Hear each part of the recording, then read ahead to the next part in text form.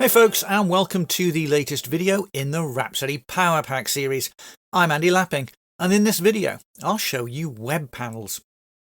Rhapsody itself has two capabilities to allow you to interact with an executing model, and both have their limitations. Panel diagrams are part of the Rhapsody model. They can only be used if you're using Rhapsody. The model must be animated, and there is a limited set of panel widgets. The Webify toolkit allows interaction with the model using a web page. Now, whilst that does work with non-animated models, you have to modify the model to use it, applying stereotypes or properties to the model elements you want to webify. The generated page is very basic and uses a pretty inefficient polling pattern. The Power Pack merged those two concepts into something called web panels. Now, here in this model, I have a couple of simple blocks that have various value properties and state machines. I also have this web panel model element that configures things like ports to use and which model elements to expose to the actual web panel. Now, I've already built the component, so I can just click Run up here on the toolbar. Since I am using the animated version, we can see the instances here in Rhapsody, along with their values. And we can open any of the animating diagrams, for example, that state machine.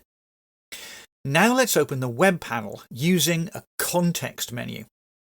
Now that is a web page, so we can set it to open inside Rhapsody if you're using version 10, or outside, as I've done here. There are several pages to the web panel, and we can choose which one we want to start on.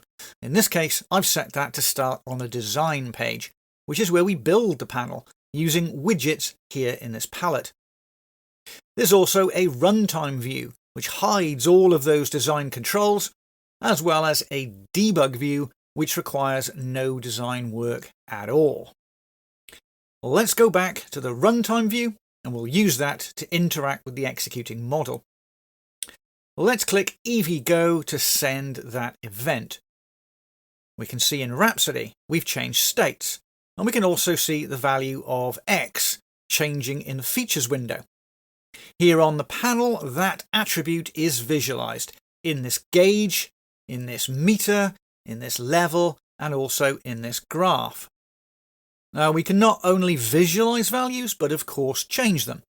Let's use this slider here to change the amplitude value in that instance, which we can see in the features window as well as other widgets here on the panel. And now the graph is also changing in response to that new value. Now there is a wide variety of widgets we can use on our panel, some of which are represented here and include capabilities that neither panel diagrams nor Webify ever supported. For example, we have state markers as well as LEDs. We have dynamic image widgets that can display an image based on the current state of the instance state machine. We support enumerations using various widgets, including a dynamic image for that too. We can even send events that have arguments by binding those arguments to other widgets on the panel, which we can see easily by switching back to the design view and selecting to view those bindings here in the appearance menu. Using the panel designer is easy. Select an instance and it automatically shows you all of the states, the attributes and the events that you've exposed and which widgets can use them. You simply drag and drop onto the panel. No manual browsing for model elements here. That widget is automatically bound. The panel tracks GUIDs, so if you rename a model element, then the bound widget automatically updates. If you delete a model element, the panel can detect that and highlight widgets that are no longer bound. You're also not limited to using this panel designer. The feature has a documented API, so you can build your own using any web technology you like. For example, back in Rhapsody, I have several web panel views, which are just simple containers that let me easily open the web page I want without manually typing it into the web browser address field. Let's open the Game Boy web view. Now I've configured that to open inside Rhapsody.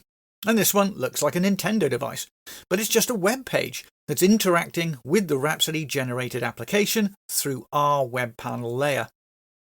It also works for non-animated models, which is great for early prototyping. Build your model, add a panel to go with it, and give it to your stakeholder. The Power Pack even has the ability to export everything required with a single click. Well, that's it for this video. Over the course of the series, we'll explore the rest of the Rhapsody Power Pack features that will greatly improve your Rhapsody user experience. So please do subscribe if you want to be notified as those videos get published. But for now, thanks for watching.